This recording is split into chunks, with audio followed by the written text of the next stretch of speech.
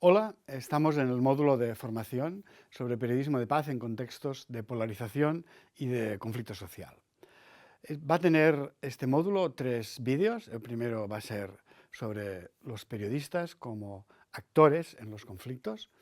El segundo va a ser sobre la lógica de los actores en el conflicto, su lógica comunicativa. Y el tercero va a ser sobre el periodismo de paz. Vamos a empezar con el primero. Lo primero que tenemos que ver es que los medios, cuando hablan de un conflicto, actúan sobre él. Después veremos cómo eso hace imposible que sean neutrales y cómo ese discurso que despliegan los medios se ve influido por varios factores que, aunque se vea influido, no determinan fatalmente que su discurso tenga que ser a favor de la polarización, sino que puede ser en una dirección contraria.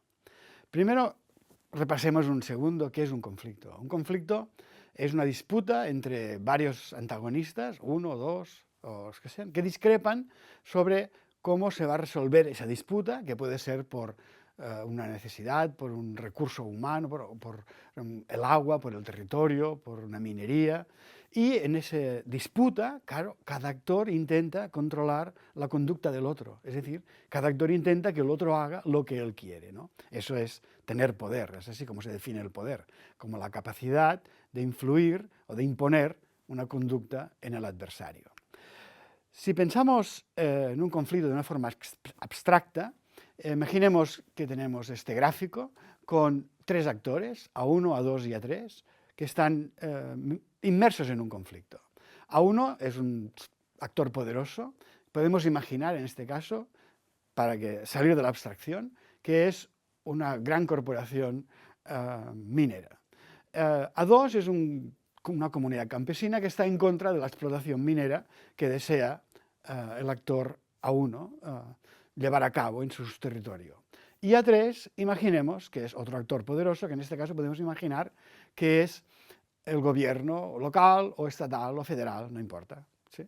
Entonces, claro, ellos están enfrentados. Como A1 desea explotar la zona de A2, pues está en conflicto con A2 y utiliza toda su fuerza contra A2. Imaginemos, que no tiene por qué ser así, pero imaginemos que A1 ataca fuertemente a A2 y tiene posibilidades para hacerlo.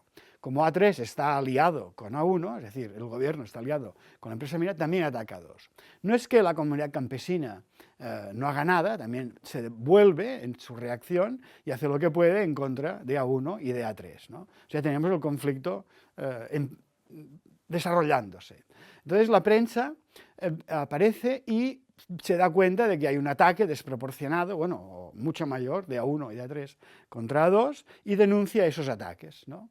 Claro, en el momento en que denuncia esos ataques, A1 se siente atacado por la prensa, y lo mismo A3, porque la prensa está denunciando ese ataque. Claro, A1 y A3 se sienten atacados y la prensa, de hecho, se está convirtiendo en un actor, porque está interviniendo en el conflicto. Es obvio entonces que la prensa, en alguna medida, es un actor en este conflicto, ¿no? No es de extrañar entonces que A1 y A3 se devuelvan en sus acciones en contra de la prensa. Si no comprendemos eso, corremos muchos riesgos. Y además, no comprendemos cuál es el rol que estamos jugando. Y aquí, con este ejemplo, se ve que el rol no es neutral. Es que no es neutral nunca.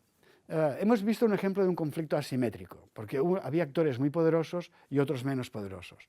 En este caso, cuando hay abuso de poder, podemos decir que la prensa no tiene por qué ser neutral frente al abuso de poder.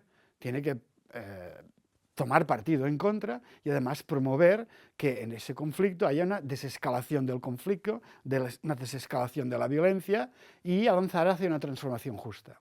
Pero si el conflicto no fuese asimétrico, como el ejemplo que hemos visto, si fuera un conflicto equiparable entre las partes, un conflicto simétrico, también tendría un objetivo, no hay que ser neutral, tendría el objetivo de evitar que escalara y buscar una transformación justa.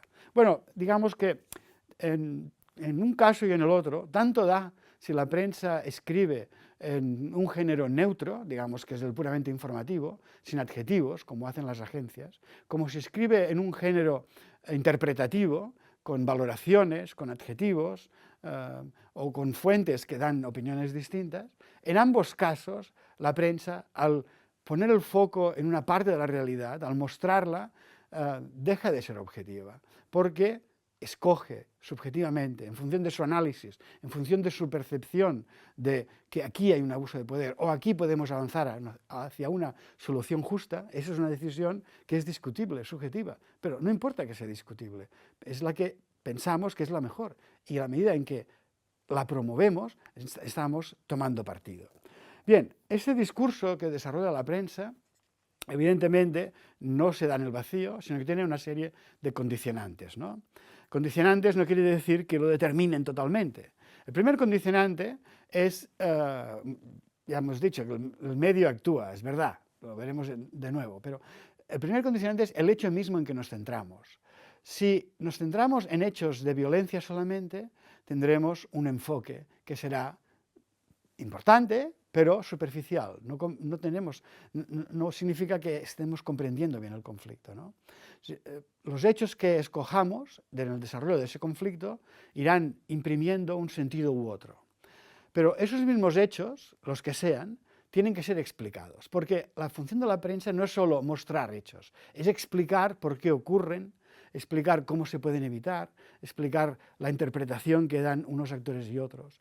Y para explicar esos hechos, o a veces lo podemos hacer directamente, pero lo más habitual es recurrir a fuentes que son especialistas o actores que nos cuentan esos hechos. Y la forma como ellos lo cuentan transmiten un enfoque sobre esos hechos, por lo tanto, una subjetividad, una toma de partido determinada.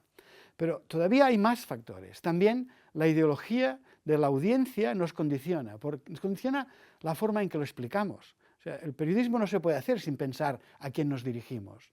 Y ese a quién nos dirigimos hace que enfoquemos las cosas, las expliquemos de manera que sean comprensibles, útiles para quien nos está escuchando, quien nos está leyendo, y que le permita avanzar.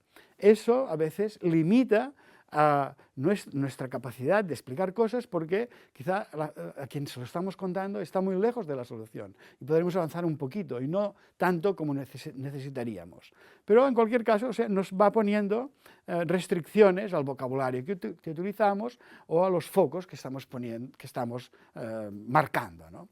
Pero también, como he dicho, la ideología del medio, porque influye, porque nadie escribe contra su empresa y casi nadie puede escribir en contra de la opinión de su jefe, del director o del propietario del medio en que trabaja. Eso no es absoluto, porque a los propietarios lo que más les interesa es que el medio funcione y que gane dinero y que tenga audiencia, ¿no? Eso puede dar cancha para que aparezcan ideas, propuestas que no necesariamente está de acuerdo el medio en ellas, pero aparezcan. Eso ya nos da un cierto margen de maniobra. Pero también dentro de un mismo medio hay distintas secciones. Hay secciones que tienen un margen de maniobra más amplio, que tienen menos condicionantes que otras. Cuanto más lejano es el conflicto, menos condicionantes hay, porque no tiene una influencia directa. Es así de triste, pero así de cierto. Lo cual no significa que no sea importante cubrir bien un conflicto lejano, porque si lo cubrimos bien de ese conflicto, podemos aprender lecciones para nuestros conflictos más cercanos. Si estamos hablando de un conflicto que ha entrado en vías de resolución, donde se han acercado las partes, donde se han comprendido unas y otras, donde se ha creado confianza y hay un camino de reconstrucción, de reconciliación, vemos que eso es posible, en contra de lo que ocurre muy a menudo en nuestros conflictos más inmediatos, donde tendemos a pensar que esto siempre ha sido así y no hay forma de salir hasta que uno de los dos gane. Y el último factor, que es el más importante, creo, es que el equipo periodístico que trabaje ese tema, sea una persona, sean dos, sean tres, sea consciente de que existe un margen de maniobra para enfocar las informaciones, los reportajes, los documentales, en una dirección o en otra. Unos hechos u otros, unas fuentes u otras. Priorizar un análisis mejor que uno peor. Tenemos un margen de maniobra y tenemos que saber utilizarlo para poder enfocar nuestro periodismo hacia la resolución del conflicto, hacia una transformación alejada de la violencia y hacia la reducción del sufrimiento.